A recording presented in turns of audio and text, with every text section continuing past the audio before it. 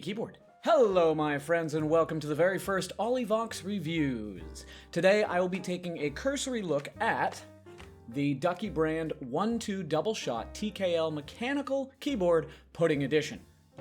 Right off the bat, the packaging is eye-catching and well made. And on the back, we will actually see...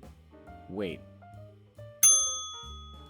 Okay, that's oddly specific.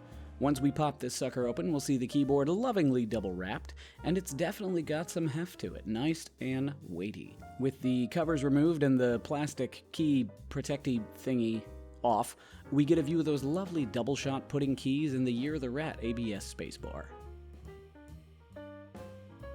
On the underside of the keyboard, you'll see the dip switches used for altering the key layout, as well as a 3-stage adjustment in terms of height for the keyboard. They feel really quite nice. On the back, we can see the two-tone contrast they've elected to use with this keyboard and the logo perfectly printed. Additionally, the connector on the keyboard itself is a Type-C USB connector.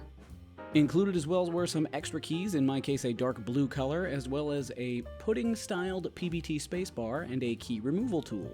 I'm particularly fond of the Ducky branded key myself. Now, I personally selected the Cherry MX Brown keys as per the recommendation of my brother, and I found myself quite satisfied with both the way they felt as well as the sound they produced. Here's a quick example so you can see what I'm talking about.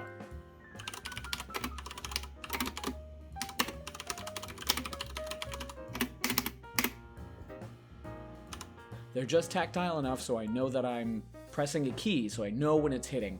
And they have just a bit of pushback, just that little bit of resistance that really contributes to the typing experience that I like. I have fairly large hands and I tend to press pretty hard, so I like to know that I'm actually pressing the key. There's also no real extra click on these particular keys like the blues, and that suits me just fine. So now we're going to take a little look at some of the RGB effects that you can do with this particular keyboard. I am a fan of this colorway, which is going to be a kind of a light pink purple with a blue undertone, which you'll see in just a second here. I have it under what's called, as you can see on the screen, Reactive Mode. And with Reactive Mode, when you have it the way I have it set up, you press a key, and it changes color and then slowly fades back. And when you type fast,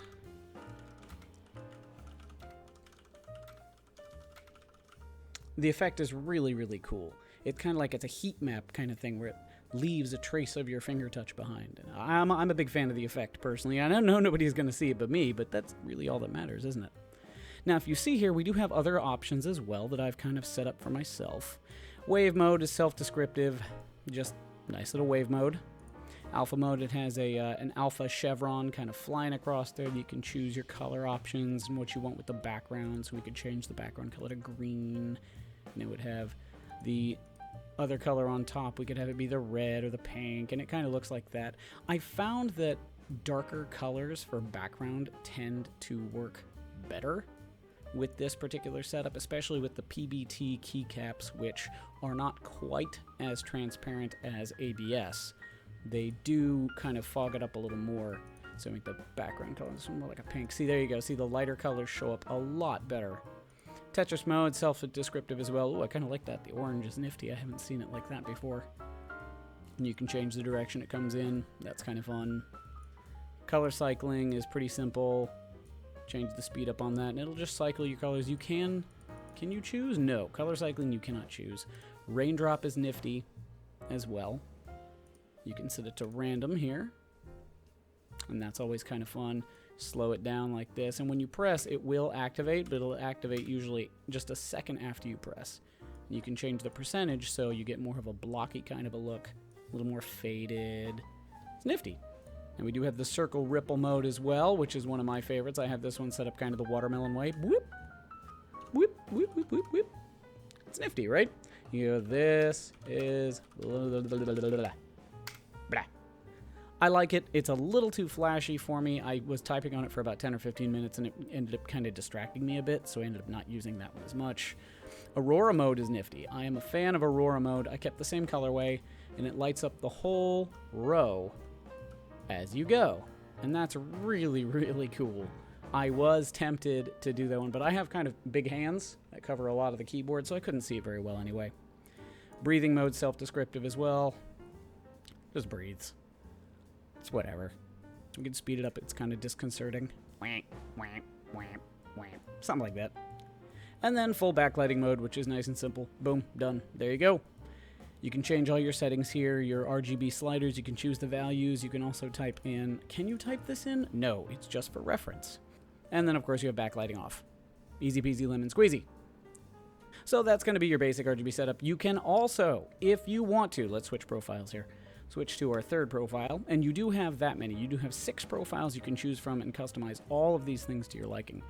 So you can choose the LED CM1 or CM2 for your LED zone customization. See the default here, it's going to do that to those keys. You select different keys, it will light them up as you press. You can choose your color, make it green. So you can really customize every single key to be exactly what you want.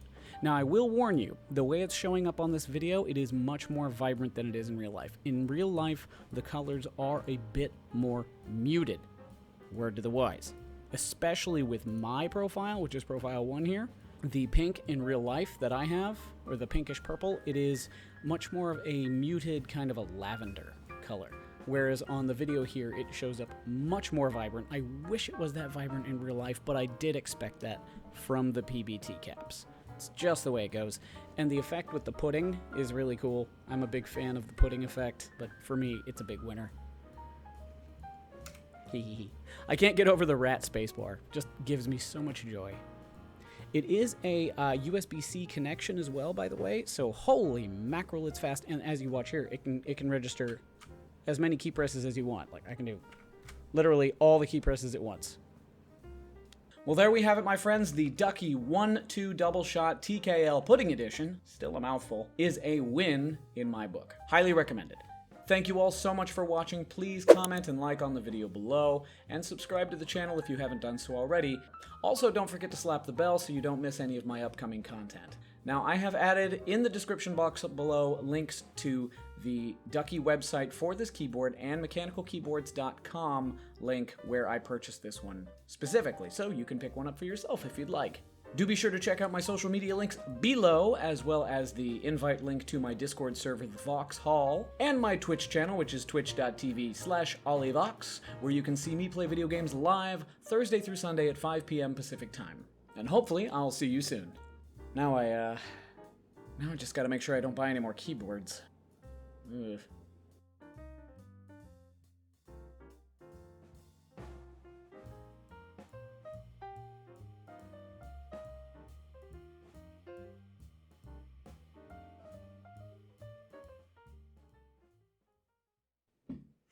Hi, Zachary. You okay?